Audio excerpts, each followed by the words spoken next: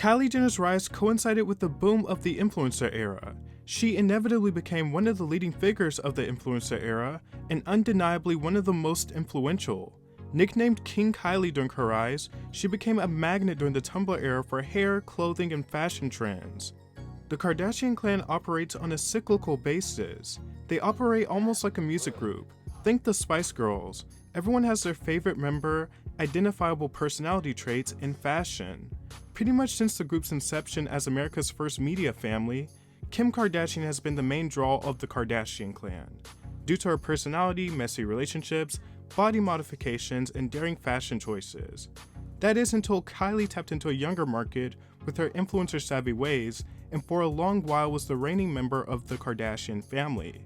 Now it's 2024 and things have reverted back to how they were, with Kim ultimately leading the pack again. In 2015, Kylie's lips became a major point of conversation because she decided to get lip filler. Given that she was still a teenager at the time, it only intensified this conversation. That same year, the infamous Kylie Jenner lip challenge completely took over the internet, which consisted of people trying to increase blood flow to their lips and suctioning their lips in bottles or glasses, resulting in enlarged lips. This challenge had many startling and sometimes amusing results. It also opened up a conversation about race and featureism, because historically fuller lips have been used as a point of mockery for Afrocentric features. And while Kylie Jenner certainly wasn't devoid of receiving mockery for her lips, it also became a huge point of desirability, with many people proclaiming they wanted Kylie Jenner lips, which led to Kylie smartly capitalizing on this craze. And in 2015, with $250,000 of her earnings from modeling, endorsements, and keeping up with the Kardashians, she launched the uber-famous Kylie Lip Kit. The lip kit reportedly sold out in a matter of seconds due to the company prioritizing scarcity marketing, meaning they usually did drops instead of having the product readily available at all times. In 2016, she renamed the brand Kylie Cosmetics and expanded to a full makeup line, which was also a runaway success. By the end of 2016, the company's total revenue was reported to be over $300 million. In 2017, she also began dating Travis Scott, which helped aid to both of them becoming bigger names, and the relationship a point of interest for the media. Relationships are one of the main ways Kardashians keep the media and public at large hooked. In the meantime, Kylie Cosmetics seemed to become a staple in the beauty industry, with various popular releases, with no shortage of sold-out products. In 2018, Forbes released an article valuing Kylie Cosmetics at $900 million, and branding her a billionaire. This singular event would be very important to the inconsistencies that would follow Kylie Cosmetics. Things began to shift once Coty bought a majority stake in the company at 51% for $600 million, no longer making Kylie the majority owner. This was generally seen as a smart and business-savvy move, and one that made sense given that Kylie Cosmetics appeared to still be going strong and could have potentially ended up as a mainstay in the beauty world.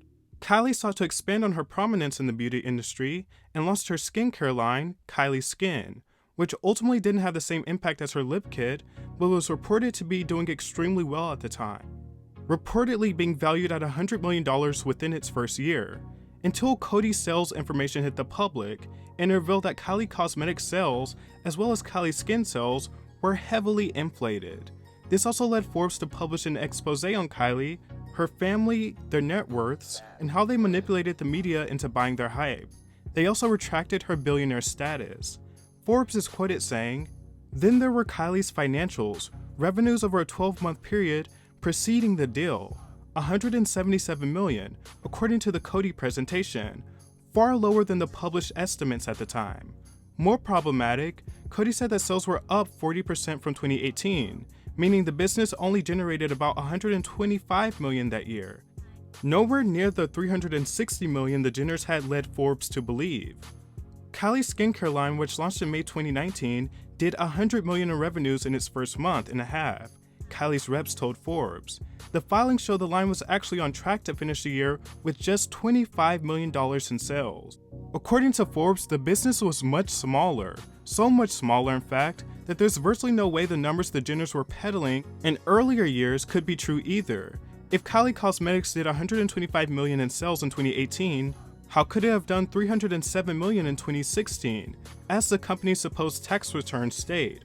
or $330 million in 2017, leading Forbes to say that they believe that Kylie and her team forged tax documents and other evidence to Forbes in order to juice her numbers.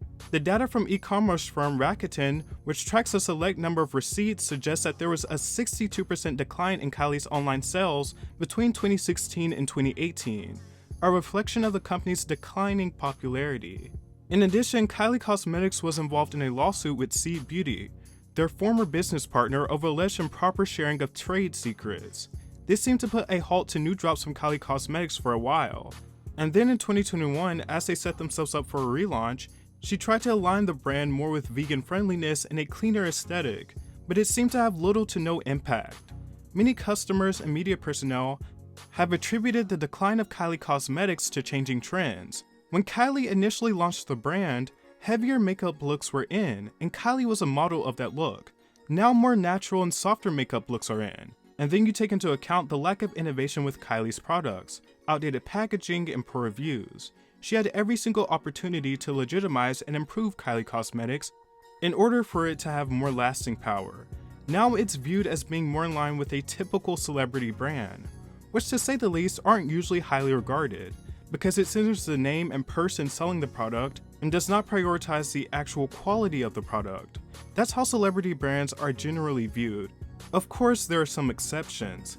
Kylie in general also seems less invested in her public image. While Kylie Cosmetics has decreased in popularity, it seems like Kylie has tried to pivot numerous times and strike gold again. Of course, we have Kylie Skin, then we have Kylie Baby, and then she released Kylie Swim, which was arguably her most noticeable miss. After negative reviews of the swimsuits, she just wiped the page clean and acted like it didn't exist. She then launched a clothing brand called Kai, and it seems to be the golden egg Kylie has been miming for.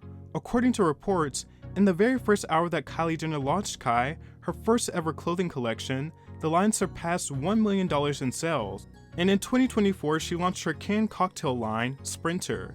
She is spreading herself thin. Kylie obviously still has some power and influence, but her various ventures show that it certainly has its limits. It doesn't really seem sustainable, especially given how she seemingly just neglects a venture after it goes wrong. I wouldn't be surprised if she phases out other products and focuses on one thing again. Kylie as a personality in general has seen a decline of cult of personality and popularity. I think the King Kylie era will remain her prime.